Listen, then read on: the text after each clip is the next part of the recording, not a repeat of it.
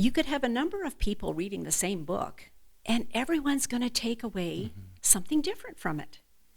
So that should be an inspiration for a lot of people to pick up books and get their own take on it.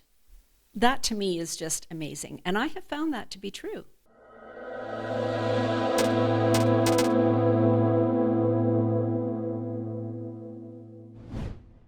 Hi everyone, welcome to Off Shelf Books. I am going to have a lot of special guests, but there's no special guest greater than my own mom, Vera. Mom, thanks for being with me. It's great to be here in your studio today. Yeah.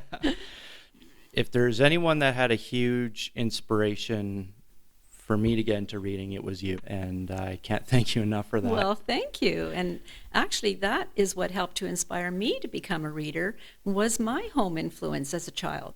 Books were prominently displayed in our home because I grew up for most of my childhood without a television in the house. The bookshelf was the focal point in our family room, in our living room. So I would say that had a big influence on me. Plus the fact that I took to reading like a duck to water. I don't know how that happened, but it must have been God's design for me to become a reader.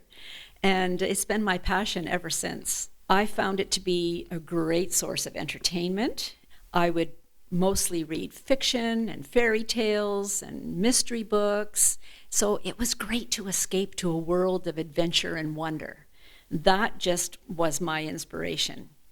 And then, as a young adult, I steered away from fiction books, and I was really eager to learn. I was hungry to learn. I just needed to nurture that intelligence that God designed me with, I guess. And so I devoured self-help books. I read everything from hobbies to health, just anything. That really was a form of education for me. I was growing. I also felt that at that time I wanted to form independent convictions of my spiritual beliefs. And so I really began reading spiritual books. I found them to be excellent mentors in my life. I really didn't have many physical mentors at the time, so I looked up to the information, the wisdom, the knowledge that these authors offered me. And that actually continued into my later adult years, where I continued to focus less on fiction and more on reading books of biblical instruction. So that has become my primary inspiration to continue to read. I find that words are powerful. In fact, God himself refers to himself as the Word in the Bible, which we all know is the greatest piece of literature in the world, containing God's inspired truth to teach and to counsel and to direct our lives for anyone who is sincerely seeking that. You know what? You may not have known this, but growing up, you remember when you took me to Blessings, I must have been like 10 or 12 years old. And when you took me there, you bought me a few CDs, a few albums. You bought me, I remember the albums. One was Delirious, one was DC Talk, and one was Newsboys. That's right.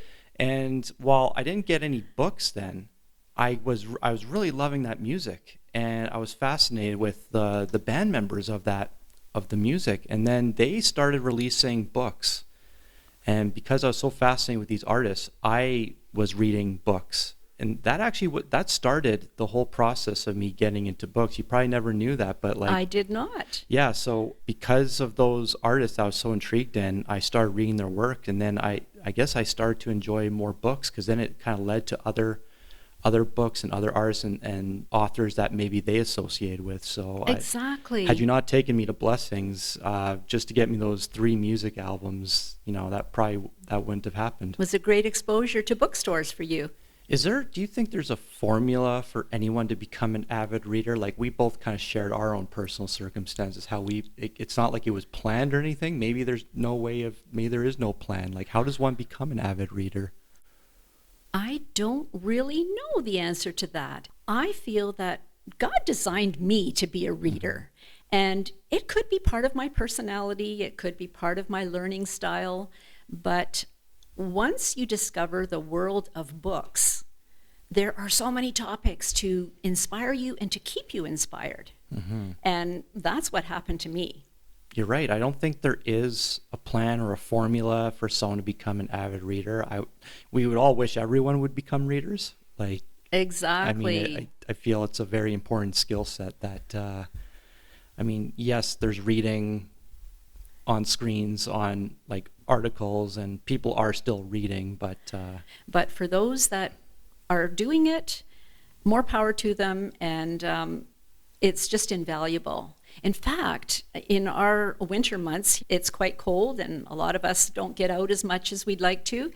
I look forward to winters just for the fact that I can spend more time reading books. yeah. And I have read quite a few in recent months. In fact, one I just finished reading was a book by Thomas Kempis, who was a Franciscan priest in the 13th century. And his book called The Imitation of Christ, which is highly recommended, second to the Bible, you might say. It was published in 1418, an amazing little book. Anyhow, I wanted to quote one of the quotes in his book, and I have it here. He says, "The voice of books is but a single voice, yet it does not teach all men alike. For God within them is the teacher and the truth, distributing to each as he sees fit."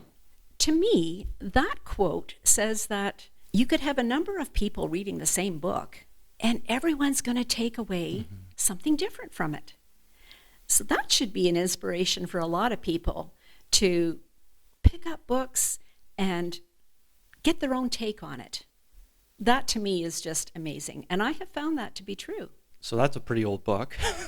It is, but it's a classic. It still holds true. That's right. That's what I found interesting about this book and others that have been written centuries ago. They are still current in the counsel and the wisdom that they have to offer. Mom, thank you so much for being able to spend some time with me. I look forward to talking about more topics about reading and books. And It has been my pleasure. Thank you so much.